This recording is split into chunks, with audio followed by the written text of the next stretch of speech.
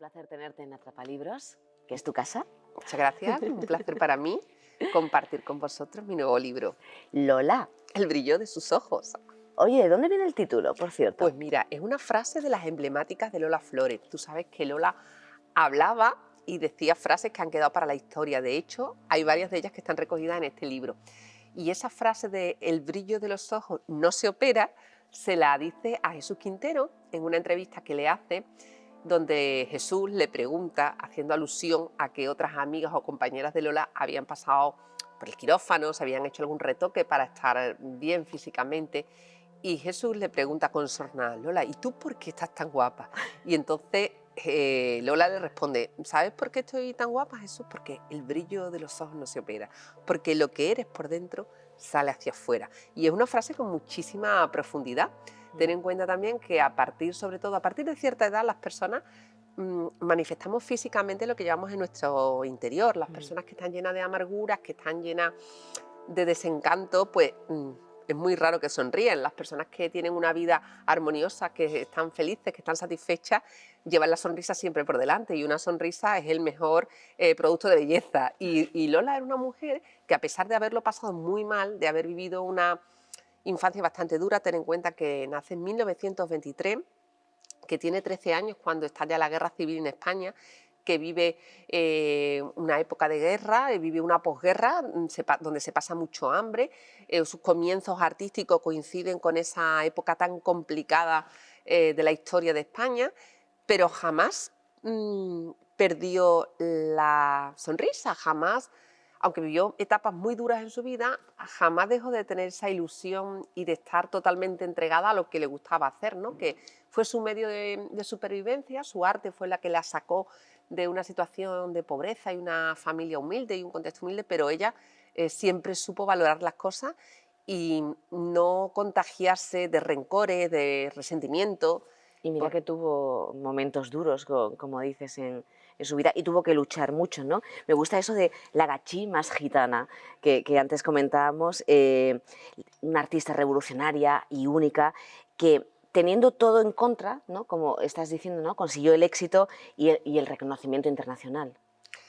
Claro, la gachí más gitana es una frase que me dice Fernando Soto, artista jerezano, gitano, porque ya sabes que los gitanos consideraban a Lola una de los suyos, y Lola no era gitana. Ella cuenta y contaba siempre que el padre de su madre, que había nacido en Sanlúcar de Barrameda, su madre era de Sanlúcar y su padre era de la provincia de Huelva, de Bollullos del Condado, pues ella dice que el padre de su madre, su abuelo materno, era gitano y se dedicaba pues a vender aceitunas.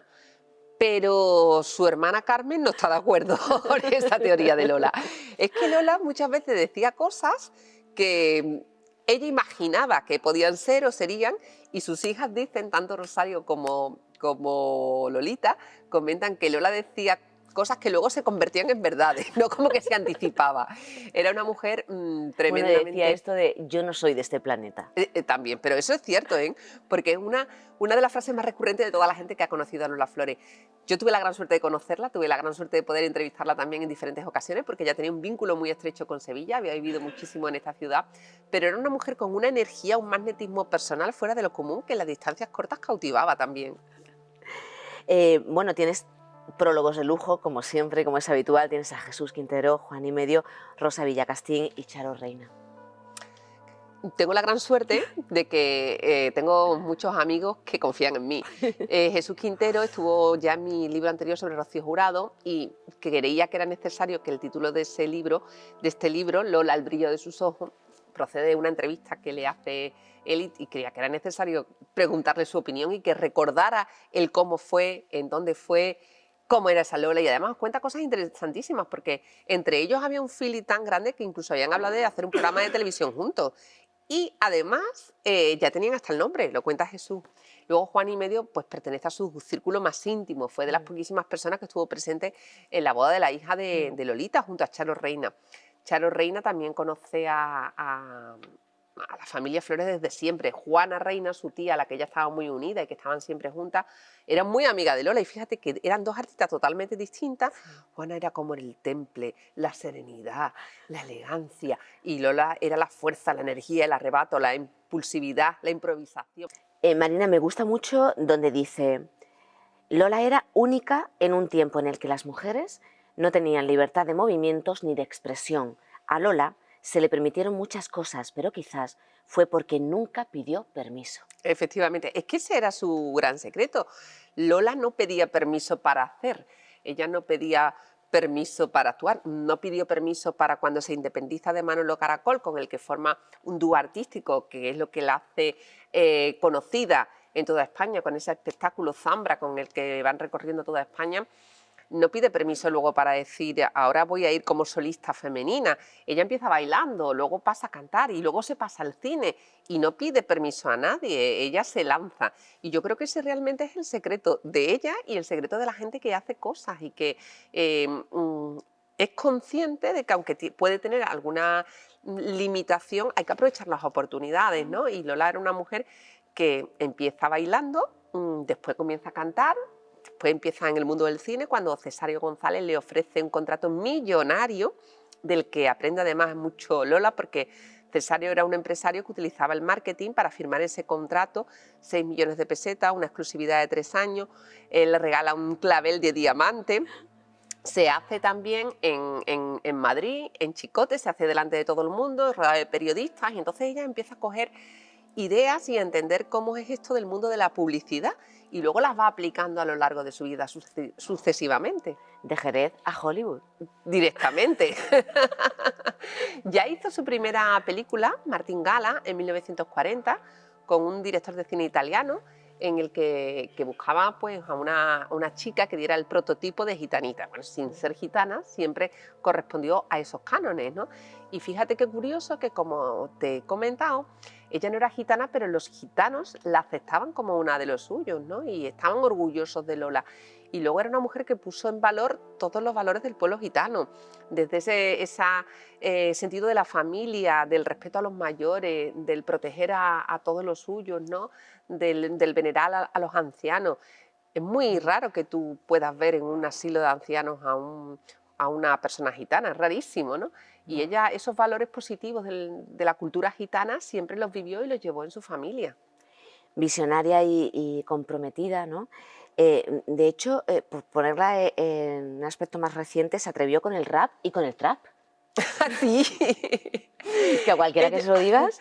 Ella, para empezar en el cine, se aprende el trabalenguas de Estrellita Castro, que era su ídolo. Ella, bueno, Imperio Argentina y Estrellita Castro. Y en Morena Clara, Imperio Argentina, tiene un trabalenguas que ella se aprendió de memoria y lo utilizó en el casting para poder acceder a ese primer papel de la película Martín Gala. Y hasta tal punto era su admiración por Imperio Argentina, que era el referente en esa época, que ella se anuncia como Imperio de Jerez en el primer cartel, en su actuación en el Teatro Villa Marta. Pero se fijaba en las cosas que le gustaban de otros artistas y las hacía suyas, las llevaba a su terreno. Era única, ¿no? Y hay canciones de Lola como Tú lo que quieres que me coma el tigre, como Me las maravillaría yo, que son auténticos fenómenos mediáticos y que se han convertido también en clásicos, que me gusta decir que son como clásicos vanguardistas, ¿no? Y hasta el último día estuvo ella trabajando, ¿no? Porque al final fue un mito en vida, como dices, y una leyenda después de su muerte.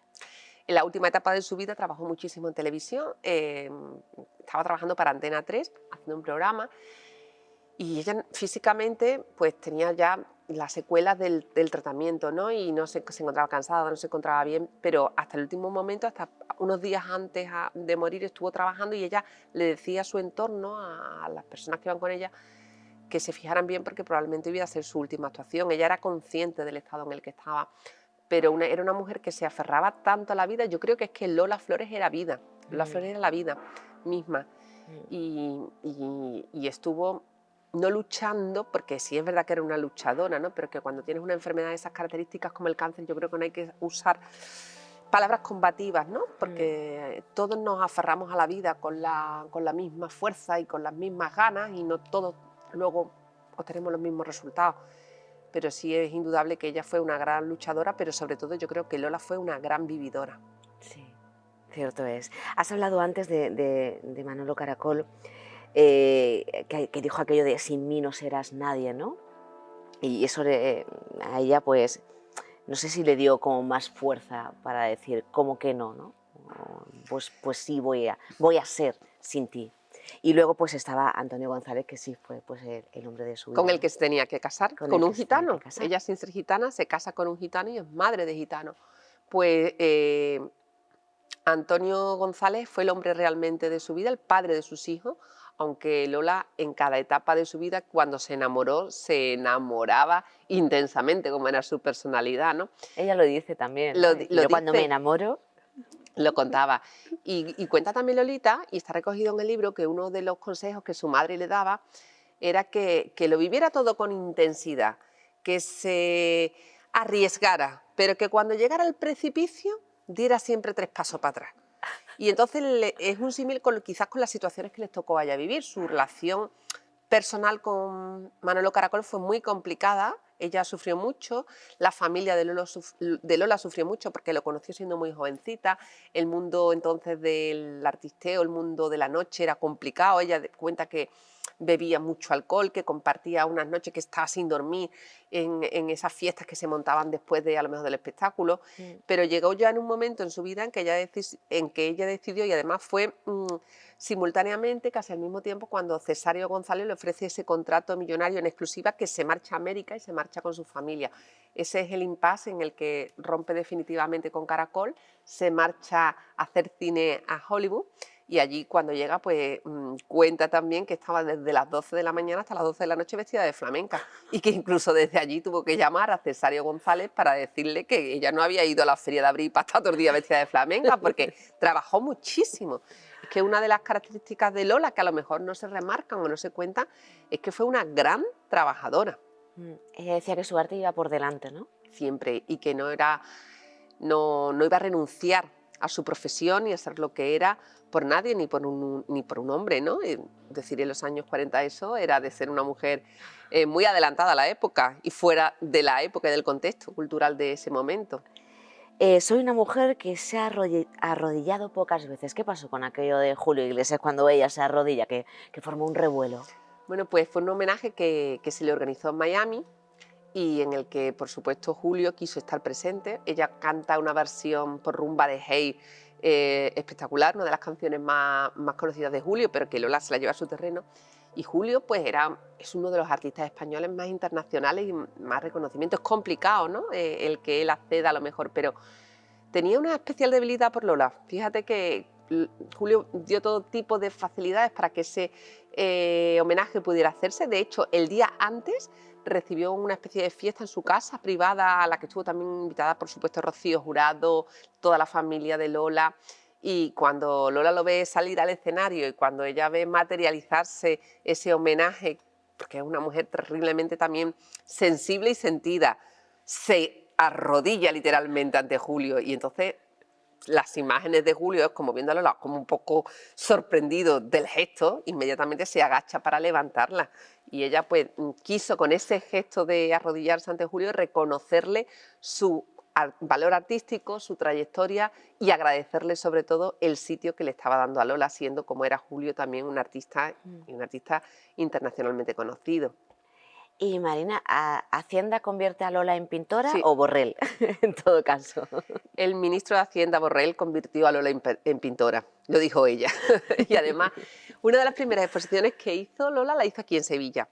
Ella empieza a pintar porque tiene que saldar esa deuda con Hacienda, y sus fuentes de ingresos en esos momentos pues, no actuaba.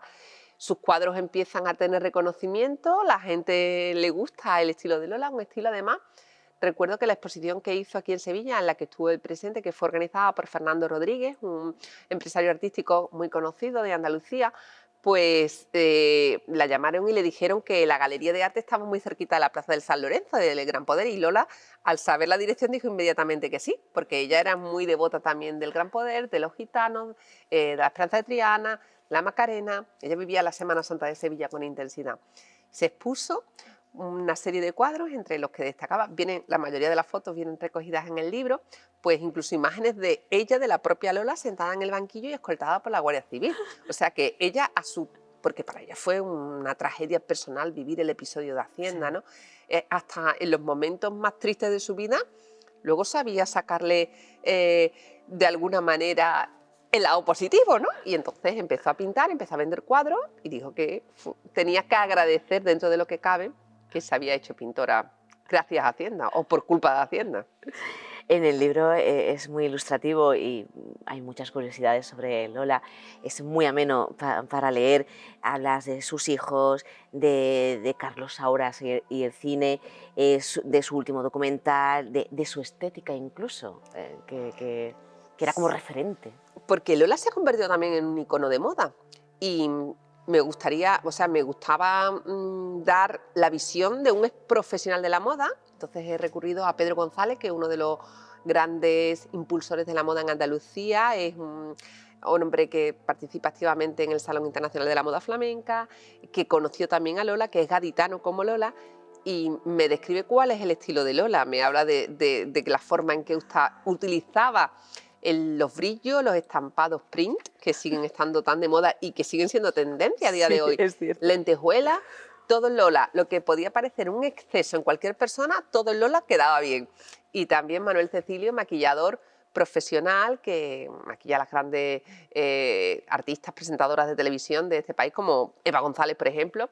Me habla de esos labios rojos, que eran marca personal de Lola, y de ese rabillo negro que también era tan característico, ¿no? Y era un maquillaje, como dice, era como el maquillaje de la posguerra que le tocó a ella vivir, ¿no? Siempre coincide casualmente en las épocas de crisis de los países, de crisis económica, coinciden con que se venden más barras de labios que Sí, nunca, y es de cierto. colores fuertes, está demostrado. Aunque en esta ocasión, en la crisis actual que vivimos, con esto de las mascarillas, No es se ha posible. salido de lo que es el contexto tradicional, pero bueno, el pintalabios rojo es el símbolo de la crisis.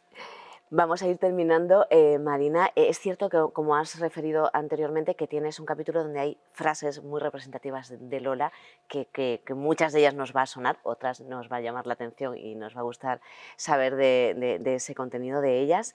¿Cuál es tu canción más representativa de Lola para ti?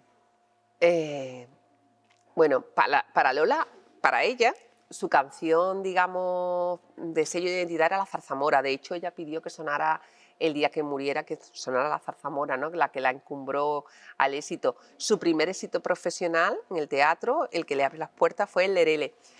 Y luego, Lola de España es otra de las canciones que ha sonado siempre cuando hablas de Lola Flores. Pero hay una versión muy bonita de un tema de José Alfredo, de una ranchera que hace Lola, que se llama Ojalá que te vaya bonito. Y es además la canción que tiene, que se ve más veces en YouTube, que se ha disparado la cifra. Y que no es una canción de Lola, pero que Lola la hace tan suya y canta esa letra con tanto arranque que me encanta. Yo creo que definiría un poco cómo era la personalidad de ella. Ojalá que te vaya bonito y que encuentres otra persona que te pueda dar lo que no te supe dar yo. Pues así vamos a terminar. Muchísimas gracias, Marina, y gracias por mostrarnos a Lola de esta forma tan detallada y de esta forma tan humana y cercana.